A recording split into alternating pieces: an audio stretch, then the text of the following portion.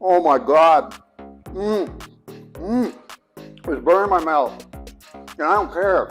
It's one of those things you just crave it and you want more and more.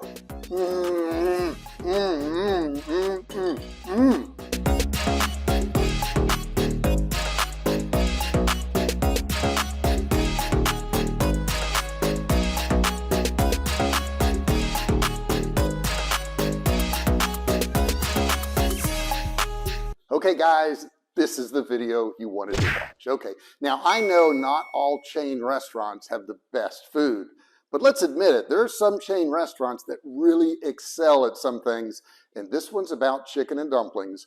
And if you've ever been to a Cracker Barrel before and had chicken and dumplings, you know they know chicken and dumplings. So this is what this video is all about. I'm going to show you how to get the most tender chicken, the creamiest, most satisfying broth, and of course, those dumplings, those soft, pillowy, chewy, how else do I describe these things? Just delicious dumplings. You're going to know how to do it by the end of this video, and it's a whole lot simpler than you think, and I've got a couple surprises for you, so stick to the end.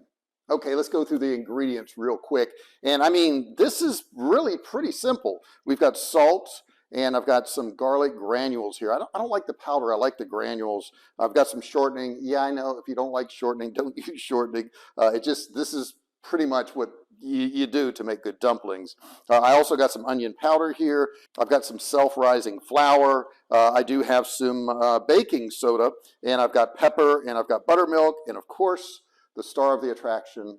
Is it the chicken or is it the dumplings? I don't know. But you know it's going to be good. And you know how you know it's going to be good? Because I'm wearing a plaid shirt and the sleeves are rolled up. So it's got to be good country cooking, right? Okay, I've put my chicken thighs in a pot here and I've covered them with water. I like chicken thighs. They have a lot of flavor in them. Some of these recipes will call for a whole chicken. You can certainly use a whole chicken. So I'm going to go ahead and sprinkle that with, I'd say a couple tablespoons of salt. Now keep in mind, that may look like a lot of salt, but this is the only opportunity this chicken's going to get to be seasoned, so you might as well go ahead and season it now. Okay, we're going to bring this up to a boil, and as soon as it boils, we're going to bring it down to a simmer for probably about an hour. You know, there is not a specific time for this stuff. You just got to check your food as you're cooking.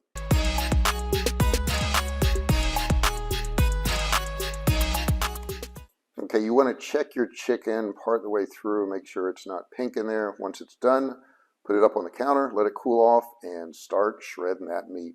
Now you want to go through this pretty good so that you don't have any gristle, any skin, any fat. You just want clean meat. And there, we finished it. And then you want to go back and skim off all the grease on the top. Not all of it, but the majority of it. It's just too much fat. You don't need it.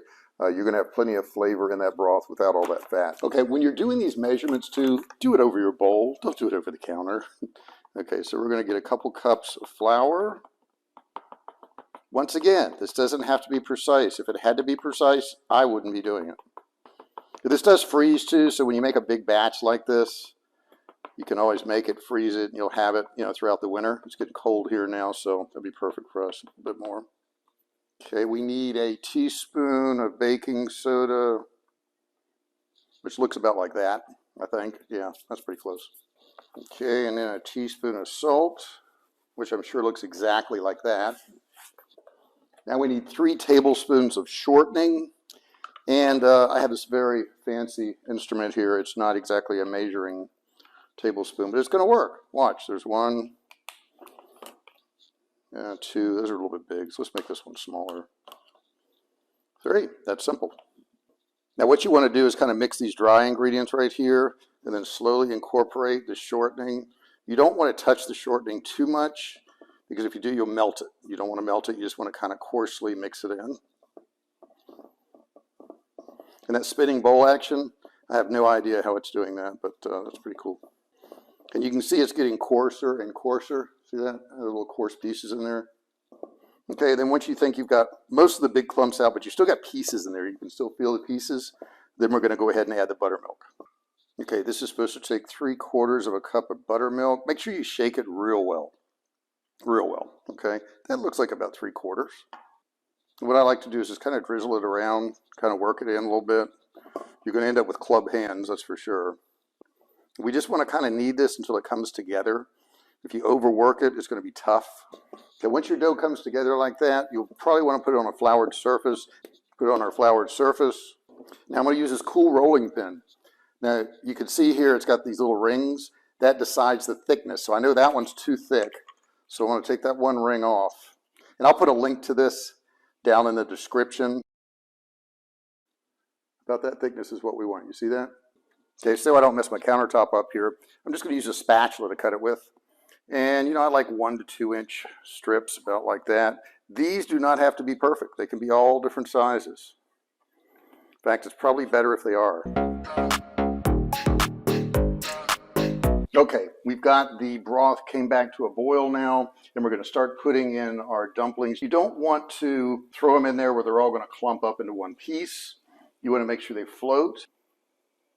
Ow! It's getting a little hot now. Okay, so we're going to let those cook for just a second. And you can see they're all kind of fluffing up right now. And then we're going to add that chicken in there. Let's get that chicken in. Man, we got a lot of chicken. And as that chicken goes in, along with those dumplings, now you're going to see it start to thicken up. Now I'm going to show you a pro tip that you can do, but this will make it taste good. Are you ready for this? We're going to put a glob of butter in there just like that. I know, low-cal. And that's that surprise ingredient that was not in the beginning that I told you to hang out for. Now see how that's starting to get thicker and thicker now? That butter's kind of making a nice shimmer. See if we're ready to go. I think we are. It was pretty close to perfect. But the thing that matters is what? How it tastes. So we've got to taste it. Before you serve it to anybody, taste it. Don't ever serve somebody and say, I hope it tastes good. You should have already tasted it. And if you taste it and it's not good, guess what you shouldn't do? Serve it to anybody. Okay, let's give a taste to that dumpling. See how that looks? Tell me it doesn't look good. Looks good. But look at this. It needs to be cooked a little bit more. See the center of that? Needs a little bit more.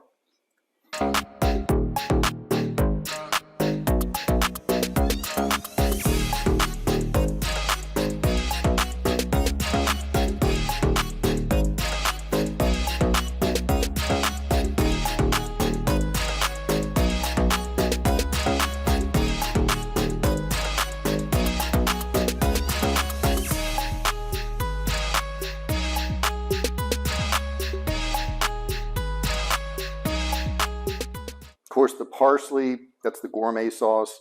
But once again, what's the important thing? The important thing is how it tastes. So Jessica has volunteered her taste buds and her swallowing apparatus to actually check this meal out. So here we go. Wait. Okay, Jessica, are you ready to try this out? Yeah, but it's really hot. It's really hot. Well, you know, when people say ouch, it makes people watch more. So if you need to say ouch, it's fine.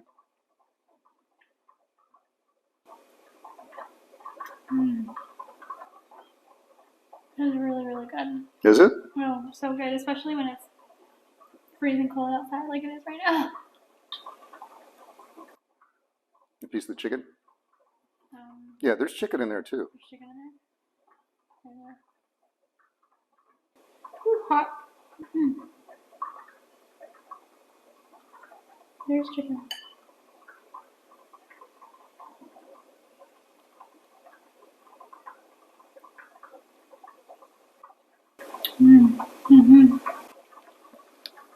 Very good.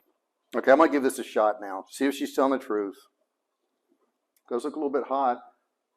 It looks good, right? Oh my God. It's burning my mouth. And I don't care. I don't even care. I just want more. It's one of those things where you just crave it and you want more and more. Hang on. I got some chicken on this one.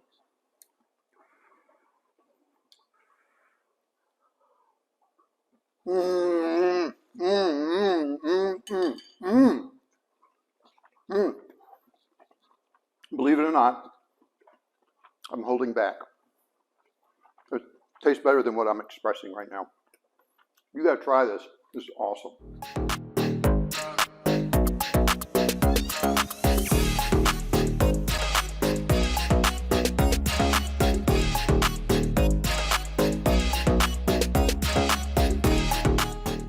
Okay, there you have it. Chicken and dumplings.